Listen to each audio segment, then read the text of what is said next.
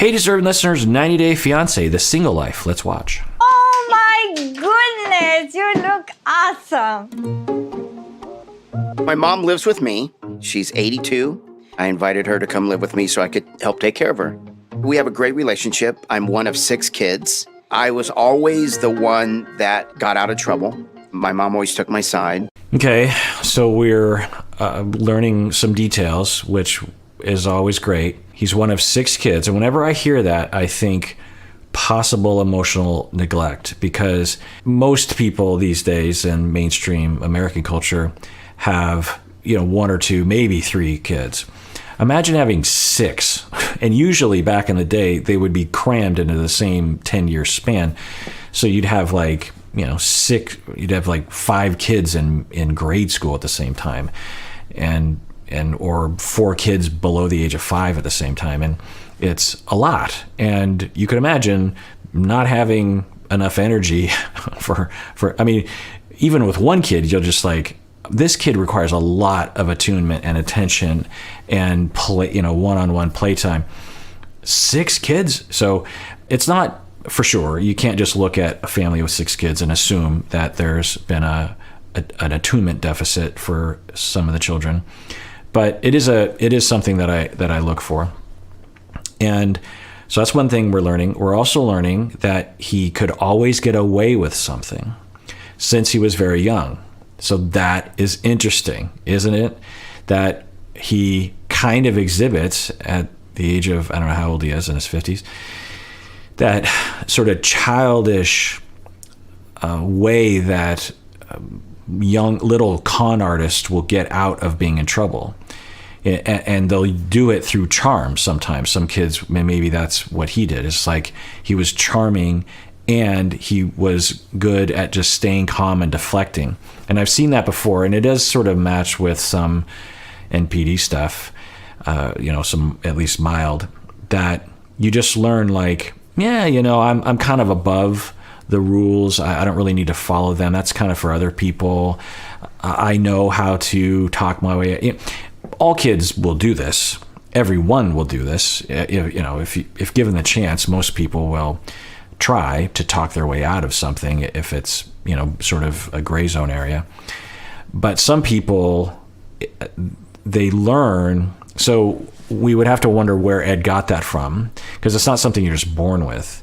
It's either rewarded. So we also hear that he was really close with his mom, which when you have enmeshment and parentification of children, they often do know how to get out of things because they're so close to one of their parents that they know how to work them. They know their inner workings. And also the enmeshed parent will feel kind of guilty about drawing boundaries, so they'll give in and okay. So we could see that absolutely contributing to what we saw with Ed, which was this difficulty taking responsibility for his actions, right? But let's go back and hear that, because this is a lot of information in a dense spot here. My goodness, you look awesome. My mom lives with me. She's 82. I invited her to come live with me so I could help take care of her. We have a great relationship. I'm one of 6 kids. I was always the one that got out of trouble. My mom always took my side. I was the... Oh, that's actually a different phrase. My mom always took my side. My mom always took my side. So who didn't take his side? His dad? They often will leave out that stuff. I'm eternally curious about Colt's father. What was Colt's father like?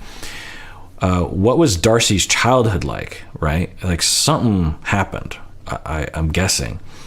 We know that she lost her brother, but it's got to be more than that, right? At the very least, she was bullied at school, which could explain a lot. Anyway, bullied, ostracized. So with Eddie saying, my mom always took my side. So by implication, the father was maybe more of the disciplinarian, more stern, and the mom would come in to defend him. Does that mean he was being abused? So he had enmeshment with mom, blurry boundaries, parentification, and conflict with dad. That's a breeding ground for all sorts of relational issues that can lead to the kinds of issues that he's been facing. Some of this beautiful grain here that makes you look so distinguished like my dad. And I'm just going to try to look sort of my age. I hear myself talk and I'm like, wow, I can't believe I'm saying this. It's like, it sounds like growth. It sounds like I'm growing. So I'm proud of myself. Okay, so he's kind of framing the hair cutting as growing emotionally, that he's willing to accept that he is the age that he is. And so it's interesting. I didn't know that that's how he saw it. But apparently he saw his long hair as a way of seeming younger. And maybe that was true. Maybe he did look younger with longer hair. I don't know. But that's interesting. And then as he gets therapy and as he starts to grow, he's like, you know, cutting off my hair is a symbol of me accepting who I am, you know, and being okay with who I am rather than trying to be something else in a desperate act to be lovable by other people. Myself. I think hopefully, Mom, I'm going to attract the right kind of woman. I have turned over a new leaf. Okay, I'm finally getting the message. When it comes to dating, my ideal partner would be between the ages of 38 and 44. This obsession with age is weird. So why do you even, I think he's in his 50s. Why can't you date people in their 50s? So he's moving the age bracket up. He's saying, I get the picture that I shouldn't be dating women in their 20s. And I know a lot of people would agree with him on that. I wouldn't say that's his problem, because there's nothing inherently dysfunctional about him dating a 28-year-old woman. And in fact, it absolutely could have worked with Rose or Liz if he had been through 10 years of therapy prior. So it's not the age thing. So I hope he doesn't just focus on that. Now, might he be able to find someone that is more compatible with him who is older than other women that he's dated? I don't know, maybe. But I mean, it's not like he's saying 38 and 44. So it's not like a 40-year-old woman is necessarily more compatible with him than Liz or Rose was, right? So, yeah. But I'm sure 99.9% of people are like agreeing with him, but also probably saying, you know, you date people in their 50s. If you're in your 50s, date people in their 50s. Ever interested in dating anybody in their 20s. I'm done. I learned my lesson. I burned myself twice, and it's time for me to grow up. Oh, look at this. Braids. What if I regret it? Now, it's possible, and I've seen this before, where some people, due to their needs for grandiosity and superiority, because they're trying to cover up just a ocean of shame, they will date people who exhibit the persona they're trying to put out into the world.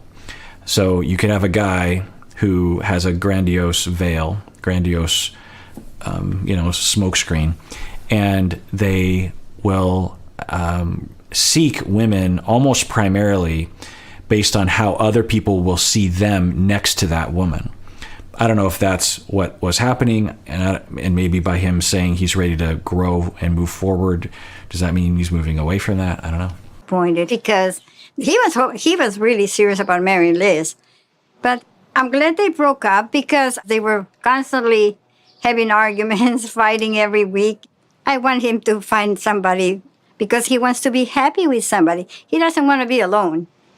You're going to find the... Who knows? But it's possible that the mom is what I would call codependent. I don't know this about the mom, but it's possible that in a relationship like this, the mom would have a need to go into denial about their, so listen to my whole deep dives on codependency, but the way that it works is the codependent person believes their only purpose in life is to solve someone else's problems and to help reduce the chance of someone else self-destructing, and they don't focus on the self.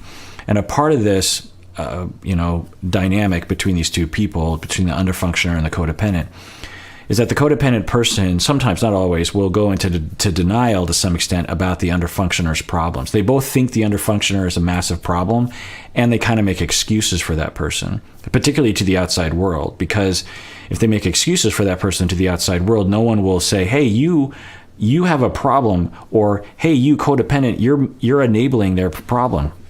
By telling everyone else, look, everything's fine, nothing's wrong, there's this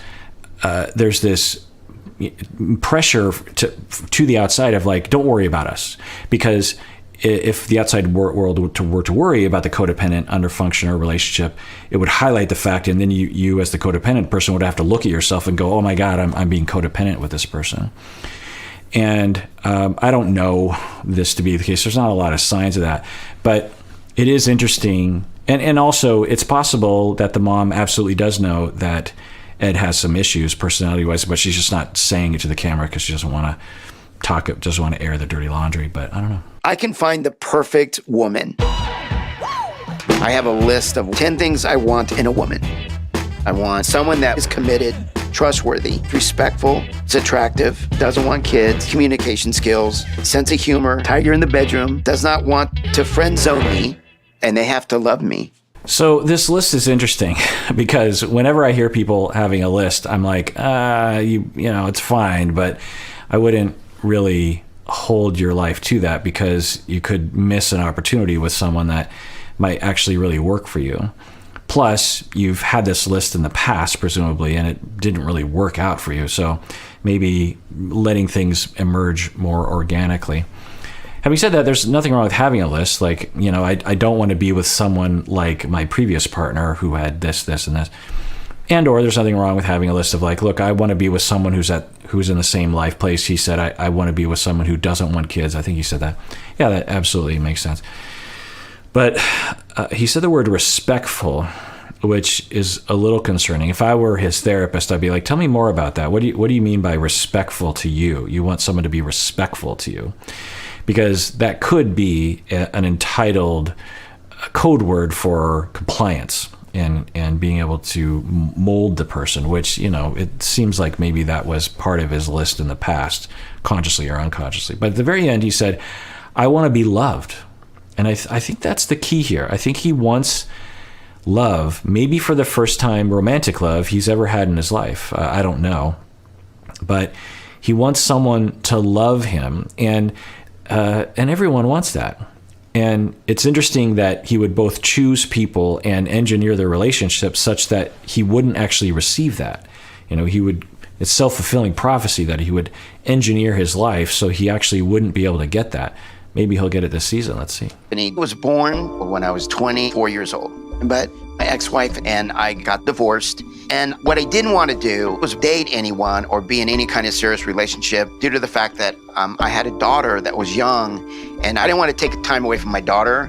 And that meant putting my love life on hold for 27 years. So I think we've heard that from him before, that he didn't date for 27 years, which could explain a lot of things. I mean, it also makes me wonder if he didn't date as a defense, because it's like, why wouldn't you date? Especially once Tiffany was older, like a teenager even. But he's saying that he didn't date. Did he not date truly because of Tiffany, or did he date his daughter, or did he date, or was part of the reason why he didn't date was because he didn't believe he was lovable. He didn't think that things would work out. I think it's possible. And sometimes I wonder if some of these people who date people from other countries, if they're just like, I don't know, they have this weird belief that if they date someone from another country, they won't see their flaws because there'll be like a language and a cultural barrier or something. I don't know. It's possible. But it's interesting. So he says he got married at 22. So another thing that we can add to the hypotheses here is that his, I don't know if this is exactly true, but I think it's partially true that the more dating we engage in, the more types of relationships, short-term, long-term, we learn about ourselves. We learn how to navigate relationships. We learn how to be assertive. We learn how to pick up on red flags. We learn how to communicate better. And if you have very limited experience with relationships, then in the beginning, you're more likely to have more volatile relationships where you don't really even know how to navigate it. So with Rose and with Liz, in a way, he was like still in his early 20s because he hadn't dated since back then. And, that would explain some of the issues potentially. What there is more to him.